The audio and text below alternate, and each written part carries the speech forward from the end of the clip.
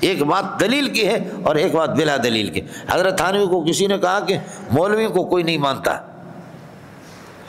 سمجھ رہی میں؟ تو حضرت فرمایا کہ دلائل کے اعتبار سے اگر چاہو تو ہم پوری دنیا کو منوا چکے، کوئی ہم سے دلیل میں بات کرے. دلائل کے اعتبار سے ہم منوا چکے، اور بغیر دلیل کے آپ کہتے کہ ہم کسی کو نہیں مانتے، تو کتے بھی تو آپ کو نہیں مانتے پھر تو جانور بھی تو آپ کو نہیں مانتے نا.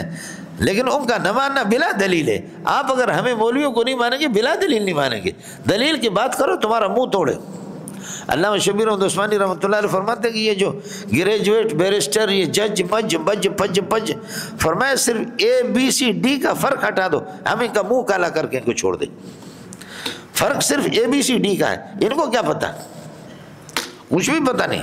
مولوی صاحب خاص طور پر آپ یہ جو لوگوں کے جو تنازعات ہوتے ہیں نا، ان کو فیصلہ کس طریقے پر کرنا ہے. یہ جو آپ کے جج ایسے جاہل ہوتے ہیں کہ اجہل ہوتے ہیں.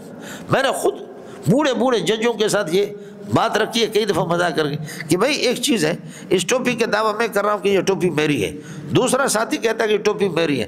ہم میں سے مدعی کون ہوگا، مدعا علیہ کون ہوگا؟ وہ بھی دعویٰ کر رہا، میں بھی دعویٰ کر رہا. مدعی ہم میں سے کون ہوگا، مدعا علیہ کون ہوگا؟ اس میں بھی چکر ہے، یہ بھی ان کو سمجھ میں آتا ہے. اب ظاہر ہے کہ تقسیم ہوگی، مدعی کے ذمہ گواہ پیش کرنا ہوں گے، اور اگر گواہ نہیں ہے تو پھر مدعا علیہ قسم اٹھائے گا. تو پہلے متعین تو کرو کہ مدعی کون ہے، مدعا علیہ. میں کہتا ہوں کہ ٹوپی میری ہے اور وہ دوسرا والا کہتا ہے کہ میری ہے، مدعی ہم میں سے کون ہے، مدعا علیہ کون ہے؟ یہ بات، حالانکہ بات اتنی سی چھوٹی سی ہے کہ شے متنازع فی، جس کے قبضے میں وہ مدعا علیہ ہے، اور خارج جو ذل ید نہ ہو، خارج وہ خود مدعی ہے. بات اتنی سی ہوئی.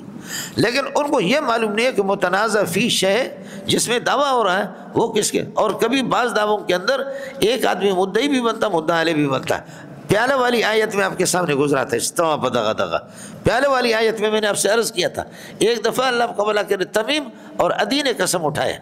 سمجھ میں ہے کہ نہیں؟ تمیم اور عدی نے قسم اٹھایا، اور دوسری مرتبہ وارث نے قسم اٹھایا.